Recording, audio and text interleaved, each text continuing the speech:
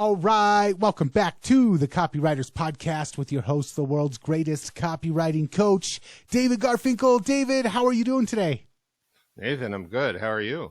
I'm fantastic. We're returning to my favorite episodes, my favorite series in the Copywriters podcast, and so I'm stoked about today's episode.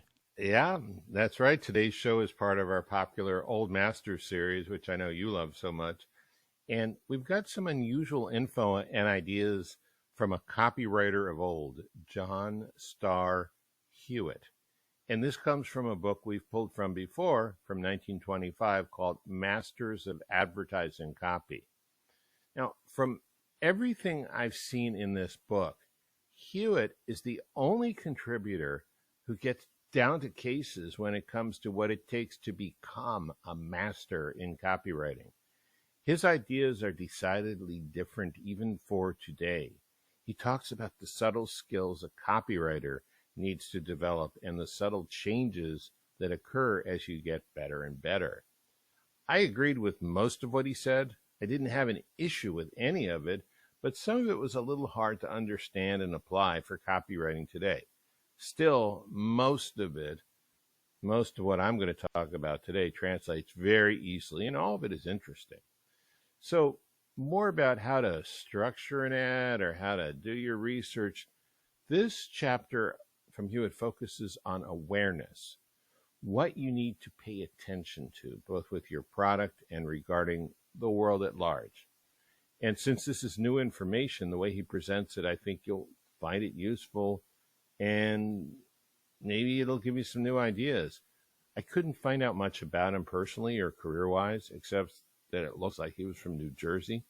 His main idea is what you see and what you feel is a major set of factors in your success as a copywriter.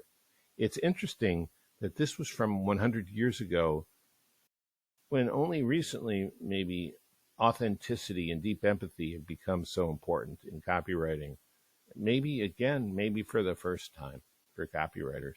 Because he was writing 100 years ago, every copywriter Hewitt refers to is a he.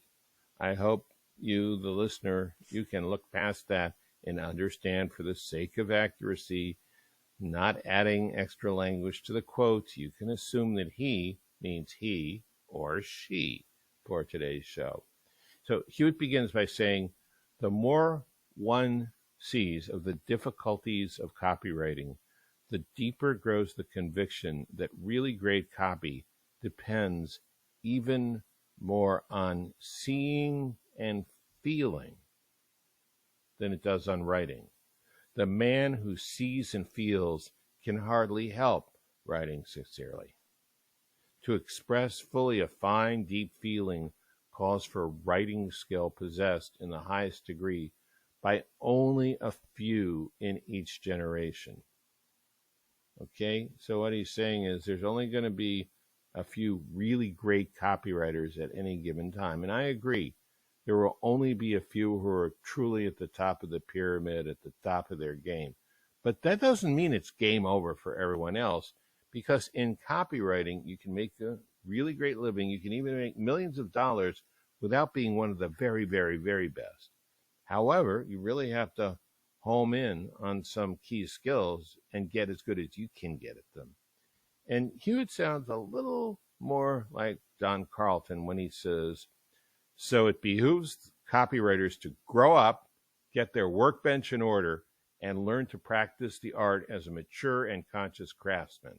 All right, so copywriter skills. Hewitt has some unconventional ideas on what it takes to write great copy, whether in the past or for today. I happen to agree with him, but I haven't heard many other people talk about it. Here's what he has to say about that. There are 4 essential tools for the copywriter.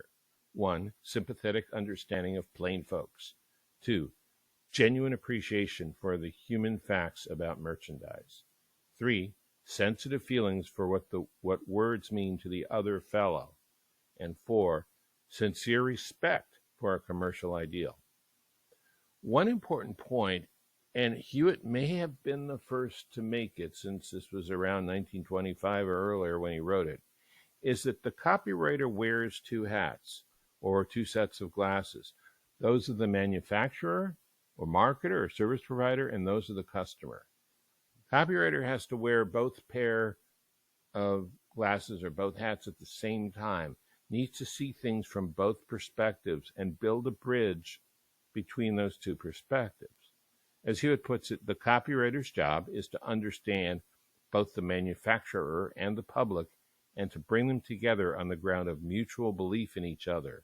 He, the copywriter, has committed himself to express the rich human meaning of his client's business in terms of the specific, concrete human life of the reader. Let me go over that last sentence again, because I think it's really profound, and it doesn't quite just jump out at you, but it's really worth thinking about. The copywriter has committed himself to express the rich human meaning of his client's business in terms of the specific, concrete human life of the reader. That's so important.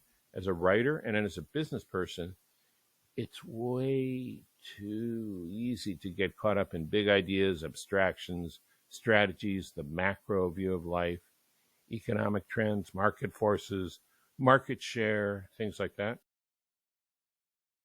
Your client may worry about some or all those things, but customers won't and don't when they're buying. They want to know if a product will work, how fast it will work, how reliable it is, how well it will solve a specific problem or help them meet a certain need that they can talk about in great visual, emotional, and sensory detail. Let me bring this down to earth. Last week, a couple I know had their second baby, and they weren't concerned about the national fertility rate or which ethnic groups were having more or fewer children or the latest trends on Twitter about parenting. Now, I know the man in the couple very well. He's a brilliant thinker, and he's quite skilled at high-level analysis of marketing ideas. He does a good job in his business life of keeping track of trends. But immediately after the arrival of his second child, he was not having any of those high-level thoughts.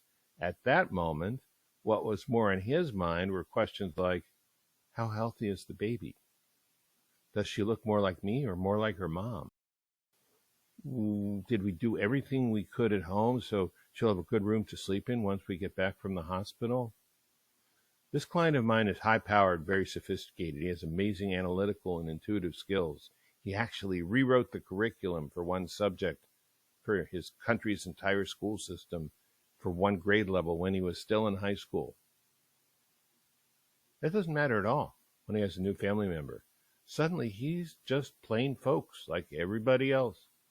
And this is really hard to grasp at first for a lot of copywriters. But the sooner you realize every person in the world is human and that emotions are grouped around simple, everyday things, the better off you'll be. Two things come to mind. Number one, Obvious Adams, and that was kind of like a major point of that book. The other thing that comes to mind is, as a copywriter, you'll find yourself doing a lot of consulting with your clients. It's not just writing, it's a lot of brainstorming and marketing consulting that goes into copywriting as well. And one of the things that I am constantly over and over and over again having to remind my clients, no matter what the question is, how do we position this? How do we state this? What should be on the packaging? What should we change about the product? It always comes back to, well, what does the customer want? What do they want to be told? What do they want to feel? How do they want to be sold?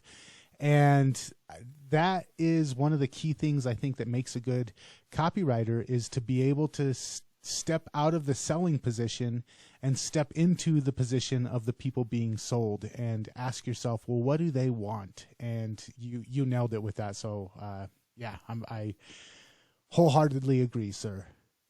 Oh yeah, that's so key, and it's so easy to lose track of when you get so, you can get mentally. It might not even be your ego if it's someone else's product, but it's your fascination and your process. You get so lost inside the product, you need to remember that. You need to remember that. Okay, so moving on to Hewitt, 4 principles of effective copy. Another thing Hewitt said in this chapter is and I think this shows that he was way ahead of his time. He said, the highest and truest advertising copy is always pitched to the specific here and now. Copy is not really about the product or the company makes the product. It's not even about the prospect in general. It's about that moment in the prospect's life when the product and what it does collides with the prospect experiencing a problem, a need, or a desire. That exact moment. If you think about the great nightmare stories that open successful video sales letters, you can see why, you can see that idea at work. The story is not a biography starting at birth and wending its way to the present moment. Instead, it's about one incident, one moment in time where disaster struck and what the person in the story decided to do about it. So from this insight about copy being about the here and now, Hewitt lays out 4 principles of effective copy. Number 1, every piece of merchandise has a specific concrete appeal. Number 2, this appeal is organic to the nature of the merchandise and its relations to the human life of the consumer. 3, what the consumer thinks and feels about it depends on the time, the place, and the state of the public mind about that kind of merchandise. And 4, every kind of merchandise goes through 3 stages in the public consciousness. I mean, this is, Nathan, aren't you finding this a little different than what we hear from most people who write about copy? Yeah. Yeah. So here are the 3 stages of a product's life cycle, according to Hewitt. Let's take a minute to look at this life cycle of a new product that succeeds. And of course, not every product does. As we do, notice the copywriter's job changes in each stage. So stage 1 of a new product is what Hewitt calls a pioneer invention. These days, we would call the people who buy just after a product is announced early adopters. Compared to the potential market and the number of buyers eventually, if the product gets to stages 2 and 3, in stage 1, you have relatively few buyers. The copywriter's job is, and I quote, to sell the human meanings of the new invention, close quote, and to start to build the authority and the credibility of the business that made the product. This is the biggest challenge of all 3 stages, because while people are fascinated by novelty, they are always afraid of change. So your job as a copywriter is to show how familiar old needs and wants are being satisfied in an exciting new way by this new product, a way that's fresh, intriguing, and most importantly, believable. It's a question of comparing what's new and what's old and familiar, so people feel okay about taking the leap into trying something new. Stage 2 of a new product is what Hewitt describes as this. Word gets around that something is it. No, word gets around that there's something in it. Greatly increased public acceptance. And Hewitt says the copywriter's job here is to reckon with a new set of human reactions. True, there is still a large section of the public to be sold on the desirability of this kind of merchandise, but other manufacturers are doing it now. The big job now is to consolidate the authority of the pioneer manufacturer as to style, price, and money's worth. He's speaking very concisely, but what he's saying is if you're the first one, you've got to own the position in people's minds that you're the reliable, valued, valuable, preferable product. And I would say this stage 2 in Hewitt's model reminds me a lot of stages 2 and 3 of market sophistication in breakthrough advertising, where what Gene Schwartz says is you enlarge your claim in stage 2, make a bigger claim, or you introduce a new mechanism. That's stage 3. And once there's competition, which there wasn't when you were a pioneer, but once there is, now you need to bring in the big guns. And that's what bigger claims and new mechanisms are. And you might want to get a hold of Gene Schwartz's book, Breakthrough Advertising. You can find it online, breakthroughadvertisingbook.com. If you're not familiar with the techniques of bigger claims and new mechanism, we could do 3 podcasts on that too. Okay. But finally, back to Hewitt, we get to stage 3. Everybody now takes this kind of merchandise for granted, he says. Everybody now takes this kind of merchandise for granted. It has won its place in the life of the nation. Thousands are buying it. Hundreds are manufacturing it. This is the stage of acute, one word, acute competition. These days, the term we use is red ocean. The idea is there are so many sharks in the water that sharks are attacking other sharks, and there's blood everywhere. The cell phone industry is a good example of that. Any competitive industry could be called a red ocean industry. Of course, Hewitt comes from a gentler time, and here's what he says about stage 3. The responsibility of the copywriter now is to strengthen the competitive position of his client, not only with the consumer, but with the dealer. So you've got the manufacturer, you've got the person who buys it, but at least the way business was structured outside of a few mail order companies in the 1920s, there was a dealer. And to some degree, there still are dealers. Go to a mall, that's a dealer. Now, I'd like to make this comment before continuing the quote. If you're doing online internet marketing kind of stuff, digital marketing, info marketing, instead of dealer, think affiliate. All right.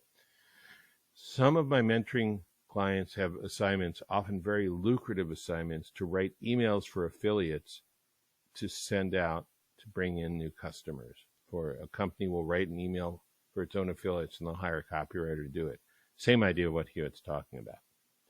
And now continuing with Hewitt, the situation, he says, calls for the copywriter's understanding of, quote, human nature and his ability to present the human meanings of style, price, money's worth, and the authoritative leadership of the manufacturer.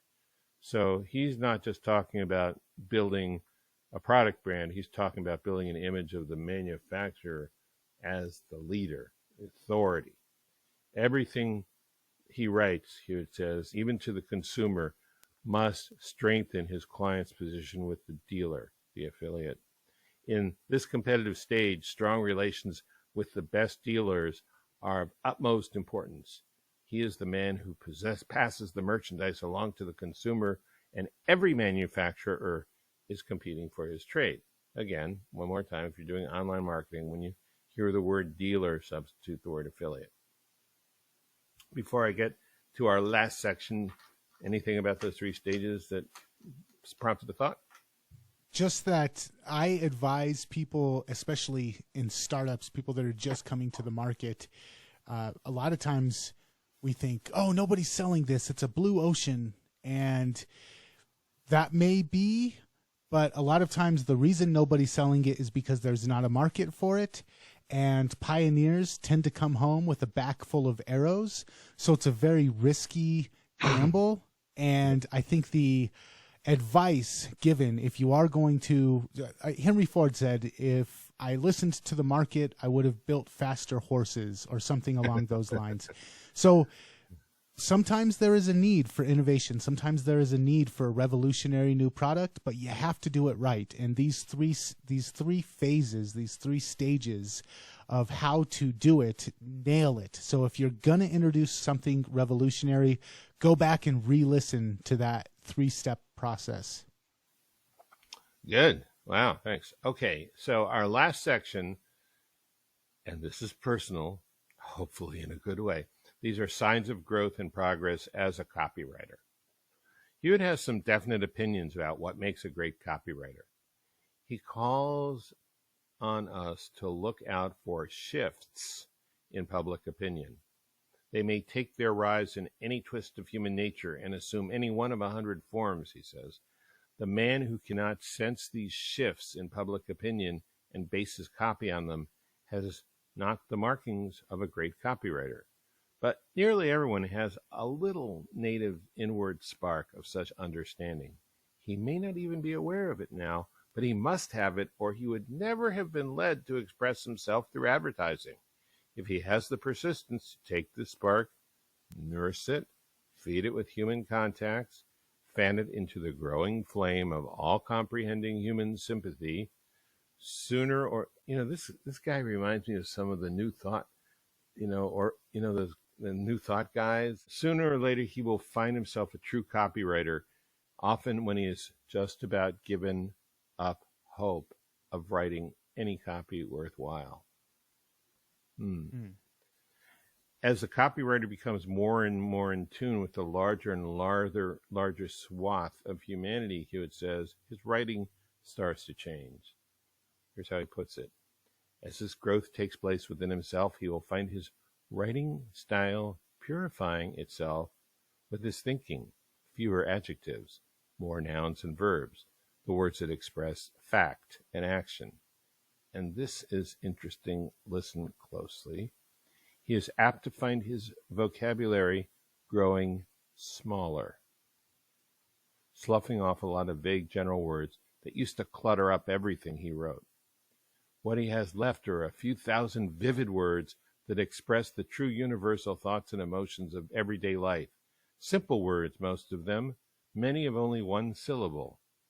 Then Hewitt talks about writing conversationally, the way you would talk about it 100 years ago. His writing takes on a new vocal quality. It is as satisfying to the ear as to the eye. The vocal quality is a thing to be worked for.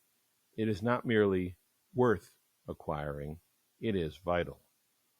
Until a piece of copy has this vocal quality, it is not pulling its full load. It reaches the reader only through the eye. The highest, finest writing gets to the reader through the ear also. This is not a writer's trick. It is a basic human fact. Nearly everybody, when he reads, pronounces the words to himself.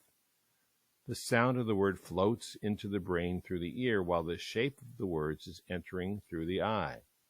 So the impression is doubled. When a piece of copy won't read right, the chances are it is full of long words. The sounds get all jumbled up. It is the shortest, simple words that make easy reading copy. They vocalize.